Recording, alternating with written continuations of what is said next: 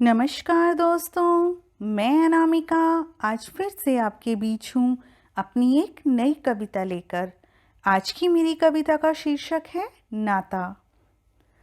तो आइए माँ सरस्वती को नमन करती हूँ और अपनी कविता प्रारंभ करती हूँ। जो तुमसे न नाता होता हमारा, जो तुमसे न नाता होता हमारा, तो कश्ती को कैसे मिलता किनारा।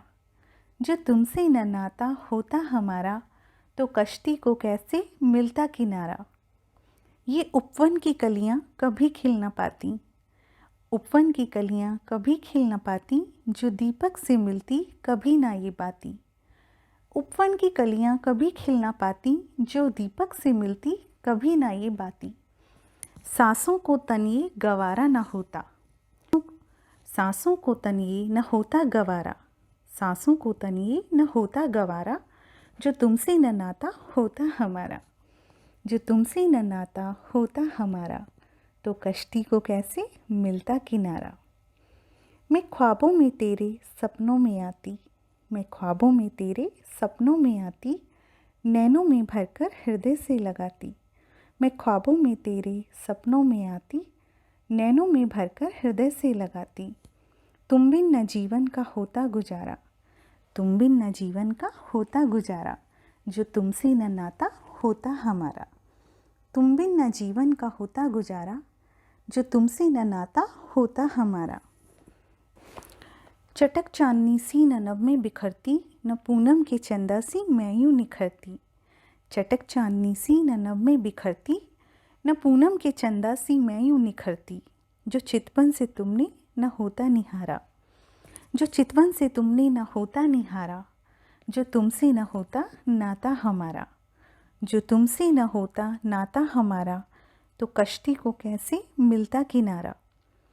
अरुण रेखा अधरों पे कैसे उभरती, अरुण रेखा अधरों पे कैसे उभरती, कपोलों पे लाली ये कैसे बिखरती।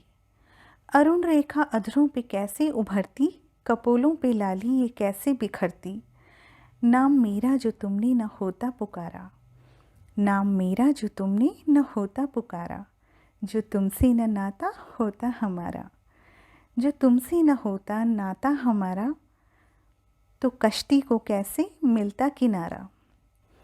सावन की बदली सी घिर घिर के आती, सावन की बदली सी घिर घिर के आती, जो अपने गगन का धरातल न पाती। सावन की बदली में घिर घिर के आती, जो अपने गगन का धरातल न पाती। न बारिश की बूंदों से होता गुजारा, न बारिश की बूंदों से होता गुजारा। जो तुमसे न नाता होता हमारा, जो तुमसे न नाता होता हमारा, तो कश्ती को कैसे मिलता किनारा। जो तुमसे न नाता होता हमारा, तो कश्ती को कैसे मिलता किनारा। तो दोस्तों, कैसी लगी आपको मेरी कविता, मुझे बताइएगा ज़रूर।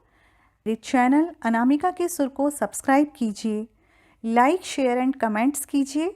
फिर मिलूँगी बहुत जल्द अपनी किसी नई कविता के साथ। तब तक के लिए गुड बाय।